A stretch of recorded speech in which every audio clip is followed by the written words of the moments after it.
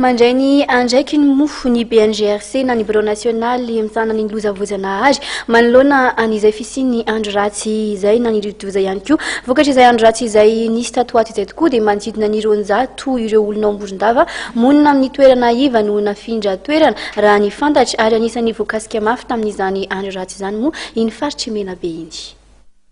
Ny faritry mena be ny tena voakasika ilay andro ratsy nisy tato ato.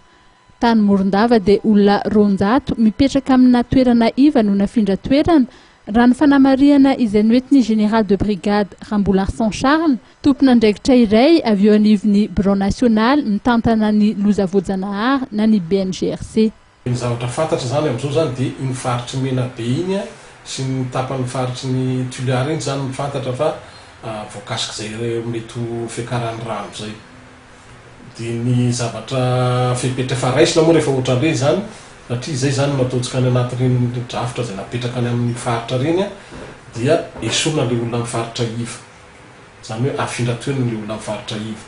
Dia izay zany nefa natao zany zao ohatra ny Morondava zany zao mety mahentsika hoe misy ronjato traboina, tsy dia hoe traboina loatra zany zareo fa nafindra toerana.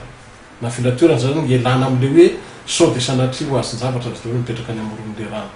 Ny faritra rehetrarehetra zany na ireo faritra izaytsika hoe mbola nahazo loza fanairana na ireo nahazo hoe loza manambana indrindraindrindra moa zany nahazo loza mitatao dia anatin'le zavatra fipetra tsy maintsy miraisina le fanetanana an'le olona. Mizarana koa zany ny fanetanana amin'ny ankapobeny. Ny voalohany dia le fihetsika ny olona tsirairay na le isam-pianakaviana, iny le lazaintsika hoe comportement individuel na comportement ny ménage.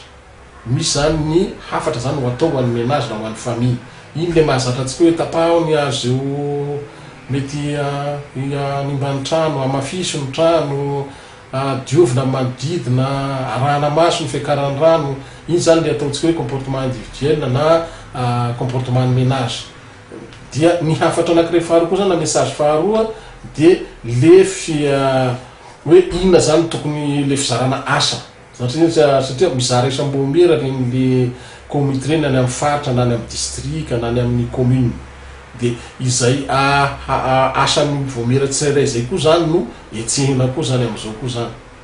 Ity tompona andraikitra eo anivon'ny Bngrc ity moa dia anisan'ireo manamboninahitra ambony nakarina grade ka lasa général de brigade nandritry ny filan-kevitry ny gouvernement omaly avy amin'ny andian'ny faharoa-mbefolo na ny 12e promotion ny tenany ary nandalina manokana mikasika ny fitantanana ny lozavozanahary.